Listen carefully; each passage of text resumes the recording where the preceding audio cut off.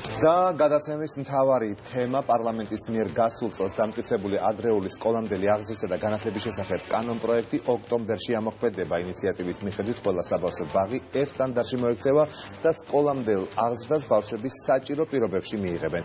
რეფორმა ევროპული ქვეყნების გამოცდილებას ეყრდნობა. რა შეიცვლება კონკრეტულად ბაღებში ოქტომბრიდან და რას გულისხმობს ახალი კანონპროექტი? ამას ჩვენი ჟურნალისტი თამარ ყობახიძე მოგიყვება, რომელიც პირდაპირ ეთერში ჩაგვერთვება თამარ დილამშვიდობის. რა შეიცვლება თუ შეგიძლია გითხრა? დილამშვიდობის თემის პრობლემურობა და აქტიურობა უკვე წლებია არ იკარგება, რადგან დღეს საქართველოში სკოლამდელ განათლებაზე ხელი ყველას არ მიუწვდება.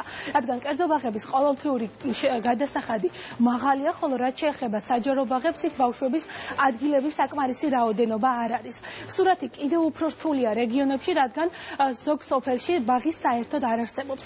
იმისთვის, რომ ეს მდგომარეობა გაუმჯობესდეს, საკანონმდებლო ორგანოში კანონპროექტი შეიმუშავეს, რომელიც უკვე დამტკიცებულია და ოქტომბრიდან ამოქმედდება. კანონმდებლები გვარწმუნებენ, რომ კანონის ამოქმედების შემდეგ ბაღებში არსებული ყველა პრობლემა მოგვარდება. ვფიქრობ, ერთ-ერთი მნიშვნელოვანი საკითხი, რომელიც მოგვარდება კანონპროექტის ამოქმედების შემდეგ, არის მდგომარეობა რეგიონებში, რადგან ზოგ რეგიონებში, როგორც უკვე გითხარით, ბაღები არ არსებობს და მუნიციპალიტეტი ვალდებული იქნება თუ სოფელში ბავშვების საკმარისი რაოდენობაა ბაღმა იფუნქციონიროს.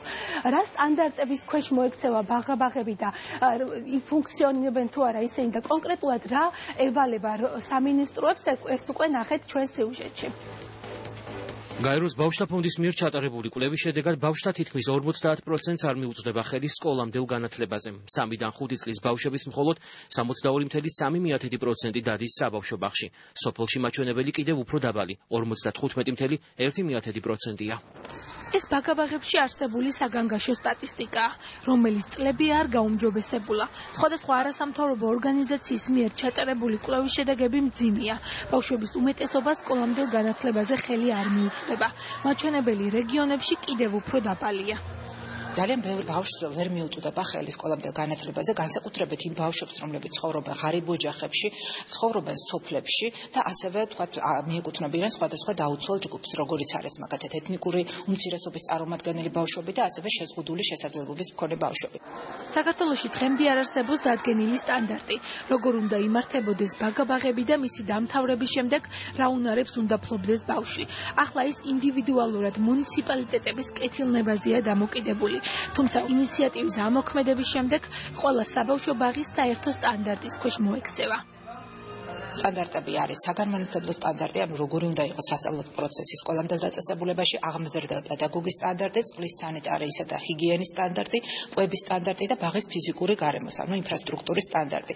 ეს სტანდარტები განსაზღვრავს, როგორი უნდა იყოს გარემო ბავშვისათვის სკოლამდელ დაწესებულებებში და როგორი ტიპის განათლებას უნდა იღებდეს ბავშვი. ჩვენთვის ძალიან მნიშვნელოვანი იყო ამ კანონის მიღება, იმიტომ რომ სწორედ ეს კანონი დაარეგულირებს ყველაფერს არა მარტო დედაქალაქში, არამედ ყველა რეგიონში. კანონის ძალაში შესვლის შემდეგ, რა თქმა უნდა, შემოწმების ანუ მონიტორინგის სისტემა უფრო მეტად ამოქმედდება და ძალიან მნიშვნელოვანია, იმიტომ რომ სულ მუდმივად ყურადღების ქვეშ ხარ.